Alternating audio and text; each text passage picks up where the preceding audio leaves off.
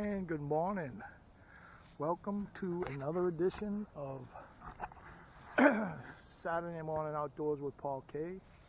And we are at the beautiful Cape Cod Canal. And we're going to try for some... Oh, wait a minute. We're not at the canal. We're in the middle of the Hockomock Swamp. And we're going to do some woods tramping, maybe a little squirrel hunting, and maybe a little target shooting.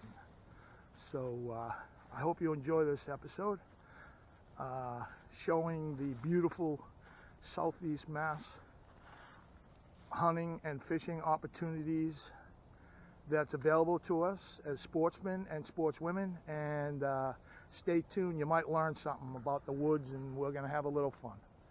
Trail Boss, let you know. And so we are in the middle of the Hockomock Swamp, and the true mission here is squirrel hunting, and we're going to try our hand at that. I've hunted here since I was probably 16 years old, and I'm an old geezer now, and we're going to try something new. We're going to try to decoy squirrels. I have a beautiful decoy I'm going to try. If they can do it with deer, I've never heard of anyone decoying for squirrel, but we're going to try that. And I'm going to throw in some outdoorsman tips along the way, woodsmanship stuff that'll help you out in the woods. If you're a beginner, and if you're not a beginner, maybe you can find stuff out. But it's a beautiful fall day here in Southeast Mass, and let's get going. We're going to also do a little bit target shooting, Plinkin at cans with a little 22, and we'll have some fun. I met the game warden on the way in and had a little chat and want to make sure everything's all right. But a lot of guys duck hunt here now and deer hunting, and so he's there probably to make sure about that. But let's have a little fun. And so it's a gorgeous fall day here. It's they claim going to be high 50s, but it's pretty warm right now. Maybe that's because I'm just tromping through the woods and I'm warmed up. But the first tip I'd like to give is it's a blazing tip, how to blaze a trail. I'm deep in the Hockomock Swamp. This area is like square miles of land. I know this whole trails system because I've been hunting since I was a kid, but if you're in a new area as a beginner or as just a regular sportsman, you need to basically what's called blaze the trails.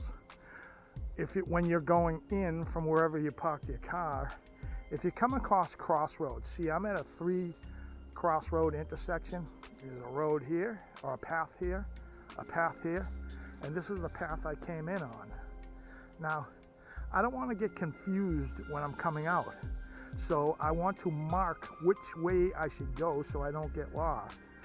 Like Hansel and Gretel dropping breadcrumbs, it's not a good idea. It's kind of stupid and childish. So there's 100 ways to blaze trails. The pioneers used to hack into a tree on the edge of the side of the trail that you're supposed to go on, and but that's damaging the trees. We don't do that nowadays.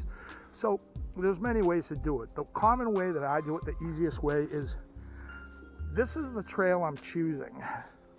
This is the trail I came down, so I'm going this way, and there's a trail that veers off here. So when I'm coming back out, I'm going to be coming in this direction, and you set up your blaze or your direction marker so that you can't miss it when you're coming back out this way. And how I do it is basically get some branches and put it in the shape of an arrow pointing, and put it right, pretty much almost blocking the trail. Don't block the trail because other guys are going to be using it, but just make sure that you put it in an area when you're coming out, you're going to see it. And that's one way to blaze, very simple way. Some guys set up rocks, one rock on top of another, saying take a right, take a left, and blah, blah, blah. But this way is pretty simple. So you're making an arrow, basically, pointing in the direction that you want to go. So naturally, when you're coming down this trail, you're going to be thinking, which way should I go? If it's new to you. I already know which way to go, but if it's new to you, you're going to be coming down. Should I go right or left? And put it in a place where you'll see it unmistakably. And that's basically how you blaze. Now, as you're walking by on the way back out, just kick this and get it out of here. Just break it up, because you don't want other hunters that have blazed their trails You don't want them to be mistaking your blazes for theirs and lead them in a wrong direction. And if you see other blazes on the trail, don't mess with them. There's guys might be out there and they want to get back, and so. But if your blaze, you see that, just kick it, just destroy it, so that no other hunter thinks it's their blaze and so forth. But that's the first tip I wanted to relay. It's pretty cool. You can go as deep as you want into any woods, and no matter how big they are. This is a wildlife management area.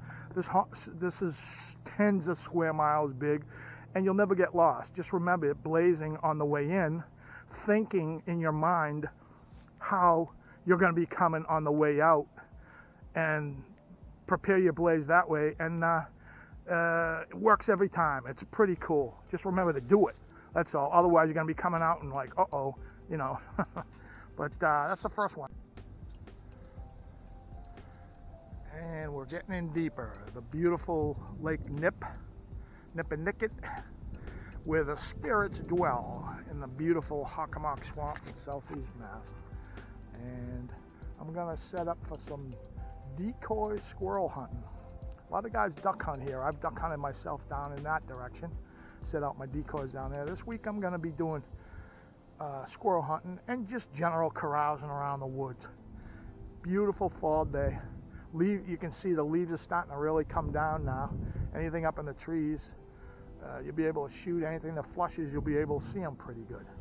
So let's go set up our idea of decoying squirrels.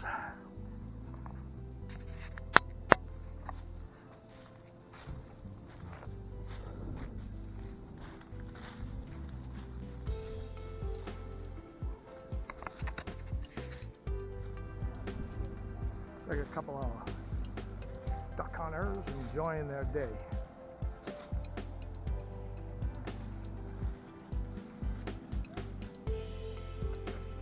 So there's my little squirrel decoy. They're very territorial, so they use deer decoys to lure in deer. I don't see why, and this is really lifelike. I got a couple of them at a flea market, and that's why I bought these. I thought for sure this would work on decoying. I'm sure you can decoy them. So you pick a likely area. This is an opening near the water, and I've killed squirrel here before by just sounding like a squirrel. Pick out your place off the trail. So plastic bag on the ground so your butt don't get wet for you beginners. Nice tree to back up, and I have the sun in the squirrel's eyes in that direction. And today I'm using a 410, a new 410 that I bought. I got number 6 shot for squirrel. So the idea is to make it sound like there's a squirrel here. Wait about 5 or 10 minutes, let everything settle down. Sit down on the ground, and you basically tap on the wood stock of your gun, and that makes the sound of a squirrel cutting, biting into acorns. And they're very territorial, and they'll come investigate. I've had squirrels literally come up to me 15 feet, and I've shot them. Doing that technique, but and actually right in this area, to be honest with you. But I imagine this technique would work if you first sighted squirrels first. But if that was the case, you just basically shoot them out of the tree if you already knew where they were. But let's see what happens with this. I love fooling around with this new ideas, and I don't know if I'm the first one to come up with it, but I never heard anyone else doing it. And see what happens. Let you know. So I'm seated right now. I'm seated, and the decoy is right here. I forgot to mention, you want to clear your lane, your shooting lane, just like in bow hunting or any other kind. Have a nice open area. And now sit and be still and be quiet and see if you can attract a squirrel with cutting sounds. If a squirrel is in this area and he hears that cutting, which will draw him in, and sees that decoy, I guarantee you he'll come right up to it.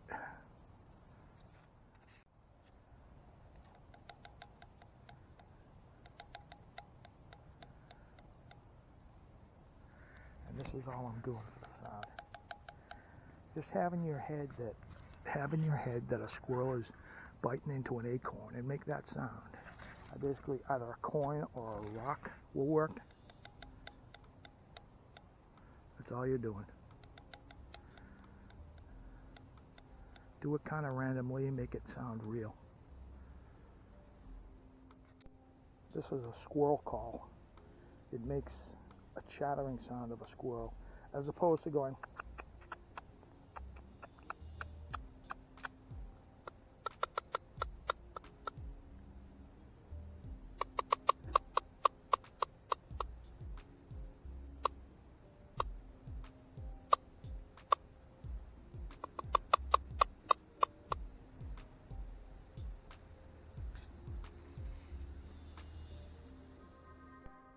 So we're going to try another spot, and I'm moving deeper and deeper into the Hockomock Swamp. I'm in about a good mile now, and I'm quiet in the wild lands of the swamp.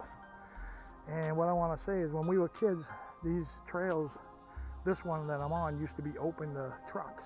They blocked it off now because guys would get stuck in this.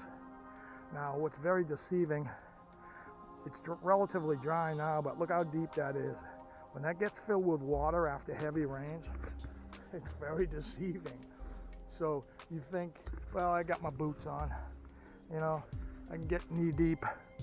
And if you're not familiar with the area, never trust these puddles, man. That you're waist deep if you start wading in, and them edges get slippery. I have fallen so much, slipped walking along the edge so many times in there. It's a howl, but it ain't fun if it happens to you. It's funny if it happens to someone else. So never trust a puddle in the woods where they allow trucks, because what happens is the trucks go through and they might get stuck, bogged down, and then they just dig deeper and deeper, and eventually they'll pull their winch out and pull themselves out, and the hole gets deeper and deeper. So a little deep woods trail wisdom. I'm sure the guys up in Maine know all about that. Well, this is an old school blaze. Don't do this because it's wrecking the tree. For the most part, people in the country still do it, I'm sure, but some guy named PK bow hunting for deer. Pretty cool. Rolling on. The perfect example of a deer scrape. We're coming up on, I think today's the 29th or something like that. Yeah, it's the 29th today. Our rut, the full rut in New England area, starts on November 4th, and it's already begun here apparently. Perfect example of a scrape. So you got your ground pawed out, and they use their metatarsal gland to leave their scent in that, and directly above it is the licking branch, and they rub their orbital gland on that, or they lick that, and that's telling, the males are telling the females, I'm here ready to breed you. Perfect deer sign. The rut has begun, even though the numbers say it hasn't. So I'm way up in the swamp, and there's a pit in here, very safe, low depression in the ground. I guess it used to be a sand pit. And I'm going to do a little plinking, shooting cans. I got with me my Smith & Wesson kit gun. It's probably one of the most accurate handguns I own. One of the most accurate. It's a little 22. It's great to take on the trail, and it's a lot of fun, easy to carry. And so I'm going to set up some cans and start plinking. But the problem with plinking with cans, it's great fun, but every time you shoot them, you got to go pick them up. You know, set them back up and then shoot them again. So all you kids and all you guys out there that like plinking, check this idea out. It's one of the best ideas I ever come across, and I think you'll enjoy it. So what you do is you basically get a couple pieces of string. Depends upon how many cans you got. I got 2 cans, get 2 pieces of string. A couple feet long, don't matter, it's not particular. And get a twig. Tie the string onto the twig, right? You're probably thinking, what the heck is this guy doing? But just tie that string onto the twig. Then get you a can. Try this one. And take the stick and shove it in the can. So when you put that in the can, right, now that can is attached to the string, right? You might see where I'm going with this now. Hang on. And so the next simple step, simply tie the cans to a branch or on a bush or a tree, and make sure you have a good backstop. As you can see, there's a nice backstop there because the bullets are going to be going past there, you know, and I want them to go into a backstop, and I want to have complete safety. But now there's no setting up after you shoot them down. You just hit them, and for that matter, once you hit them, they start swinging. And when I stumbled on this, I forget where I heard about it, but it's the greatest idea ever. You can sit there for hours until there's nothing left of the can. But let's get some plinking going.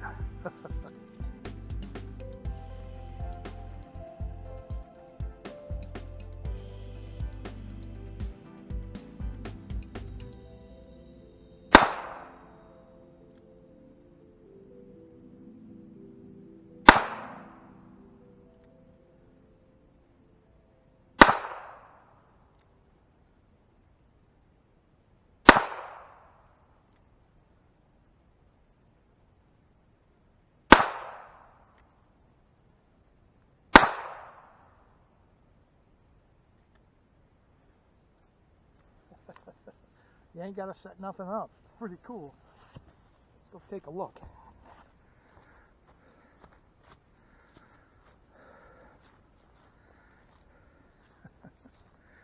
Good old 22.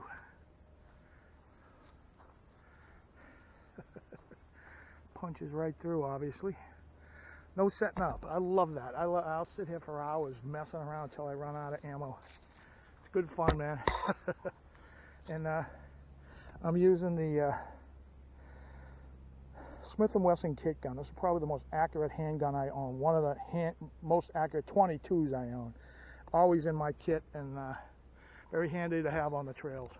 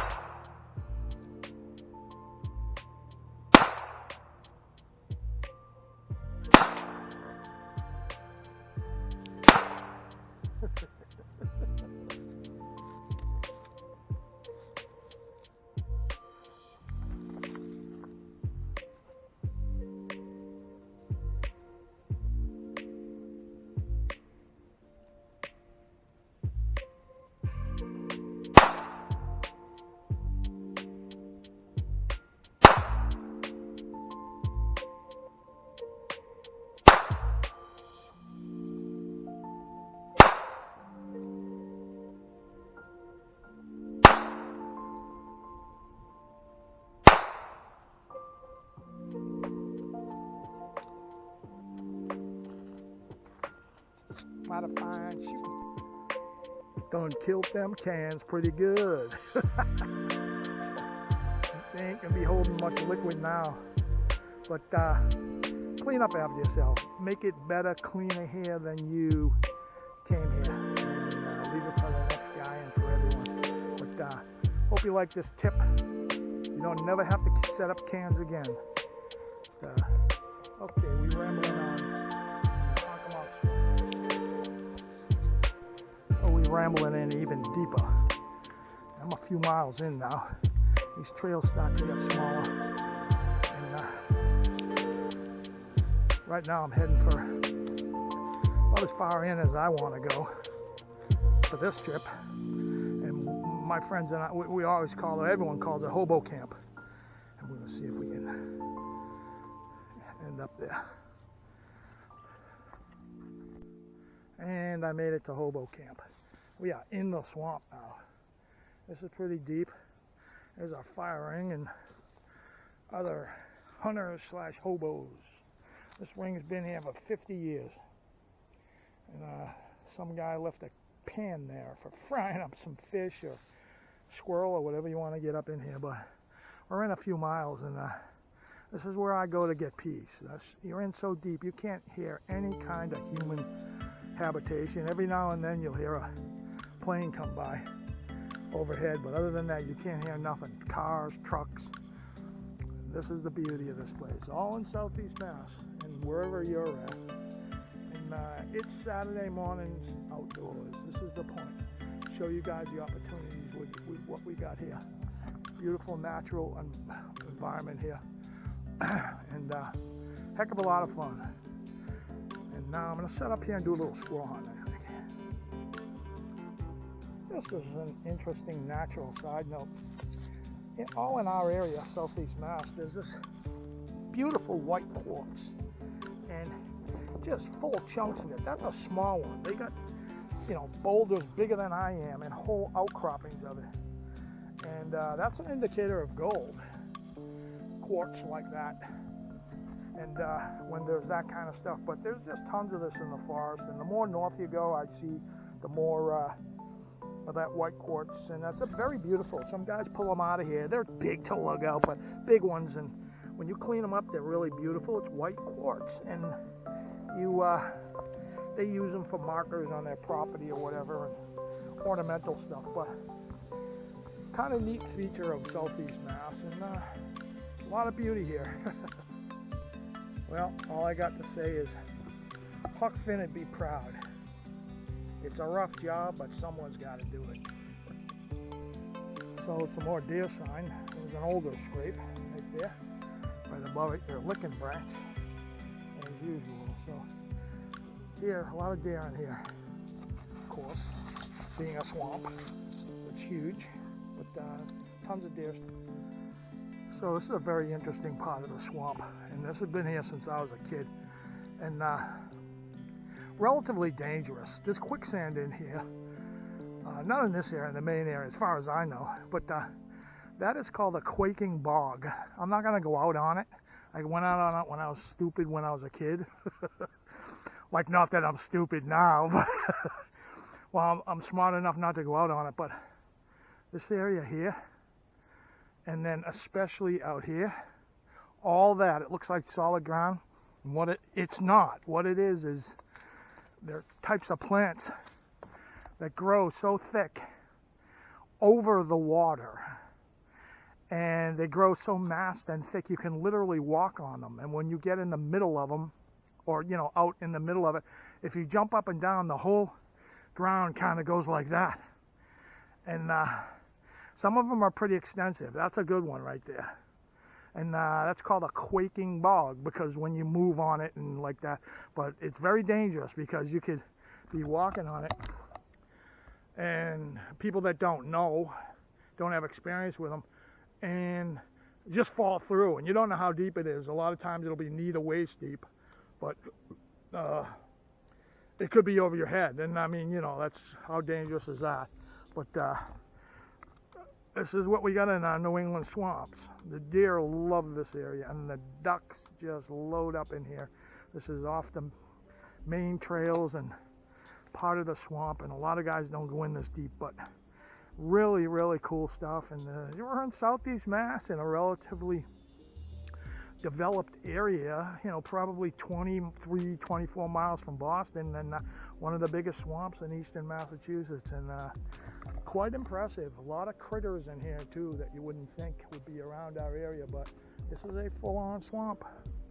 And I have a little visitor, a little dragonfly, wants to say hi.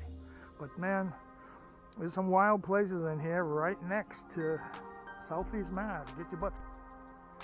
And so some pretty impressive devotion. Probably took the kid an hour to do that. It's pretty good. MH loves AM 2017.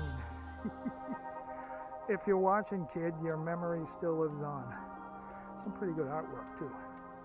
And with that, I'd like to close our show out. And thank you so much for coming along with me on Saturday Mornings with Paul K. I hope you enjoyed this little trip and foray out into our New England woods. A lot of beauty and peace out here as usual. This is why I do it. I'm trying to relate to you why you should do it. A lot of fun out here. And if you like, subscribe, and like down here on the right is the like button, and comment. And thank you very much. And who knows where we'll be next week. Rambling around Southeast New England. Once again, thank you very much for watching, guys and girls, and hope you like this week's episode. We'll see you next time. Trail Boss. Oh! Yes, one other final note. Don't forget to destroy your blazes for other hunters and scouts and who's ever in here, because you'll get them lost. So, kick them around. Make sure no one can interpret them as a marker. And ramble on. And, good hunting.